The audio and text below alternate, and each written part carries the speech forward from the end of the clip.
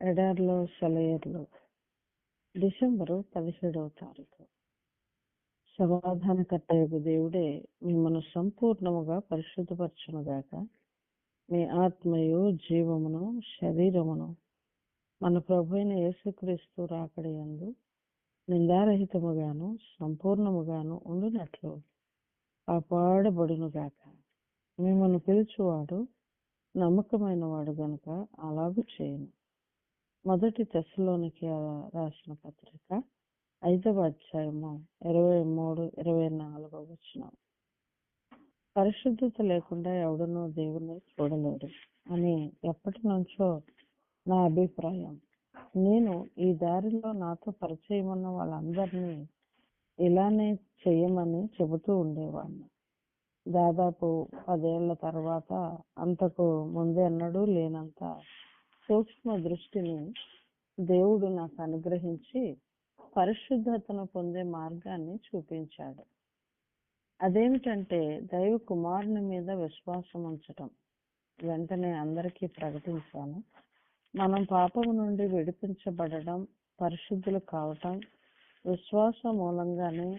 దీన్ని నేను ఇంట బయట మాట్లాడేటప్పుడు రాతల ద్వారాను నొక్కి వక్కాణించాడు. 1000 విధాలైన రుజువులతో దేవుడు దీన్ని నిరూపించాడు. గత 30 సంవత్సరాలుగా ఈ విషయాన్ని ప్రకటిస్తున్నాను.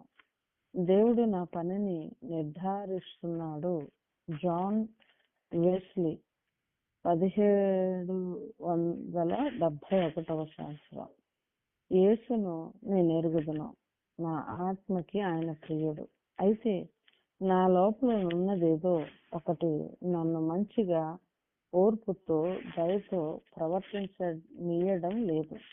దాన్ని అణిచిపెట్టాలని ఎంతో ప్రయత్నించానో సాధ్యపడలేదు. సహాయం చేయమని యేసుని అడిగాను. నా చిత్తాన్ని ఆయనకు అప్పగించినప్పుడు ఆయన నా హృదయంలోనికి వచ్చాడు. నా ఓర్పుకి, మంచితనానికి, కరుణా స్వభావానికి అడ్డుపడే దాన్నంతటిని తీసేశాడు. ఆ పైన ఆయన తలుపు మూసేశాడు. హఠాత్తుగా ఒక చెయ్యి నా నుదుటి మీద పడింది. దానిలో బలం ఉంది.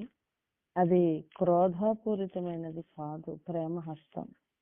బాహ్యంగా కాదు, ఆంతర్యంలో అది నన్ను స్పర్శించింది. నా వ్యక్తిత్వాన్ని అంతటినీ ఆక్రమించింది. పరిశుద్ధమైన పాప వినాశక అగ్నిలా నాలో వ్యాపించింది. అది నాలోని అణువులోనికి పాకుచూ ఉంటే నా మస్తిష్కం, నా హృదయం కూడా శుభ్రపరిచే ఆ సన్నిధి శక్తితో నిండాయి. దాని ప్రభావానికి లోనై నేను నేల మీద పడి పట్టరాని ఆనందంతో బిగ్గరగా కేక వేశాను. ఆ హస్తం మహాశక్తితో నాలో కదులుతూనే ఉంది.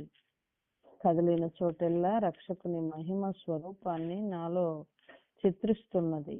కొద్ది నిమిషాల్లో దేవుని ప్రేమ సాగరం నన్ను ముంచేసింది. దాని పొంగులు కెరటాలు నా మీదకి కొర్లిపారాయి. పరిశుద్ధత గురించి నా అభిప్రాయాలు రాద్దామని కూర్చున్నాను. పరిశుద్ధత అంటే ఒక మధురమైన, ఆహ్లాదకరమైన, మృదు గంభీరమైన ఒక ప్రవృత్తి. అది మాటల్లో వర్ణించలేని పవిత్రతను, ప్రకాశాన్ని, శాంతిని, ఆత్మ సౌందర్యాన్ని తెస్తుంది. మనస్సుని దేవుని తోటగా చేస్తుంది. దానిలో అన్ని రకాల పుష్పాలు, ఫలాలు చూపులకి ఇంపుగా, గజిబిజి లేకుండా ప్రశాంతంగా జీవమిచ్చే సూర్యకాంతిలో ఓలలాడుతూ ఉంటాయి. ఆపలేని ప్రేమధారలు అంతరంగములో ప్రవహించాయి. ఆలోచన, అనుభూతి ఇప్పుడు ఎప్పుడు ప్రశాంతంగా ఉన్నాయి. పాపశక్తి నుండి విముక్తి, సంపూర్ణ విమోచన నాకున్నాయి. ఆమేన్.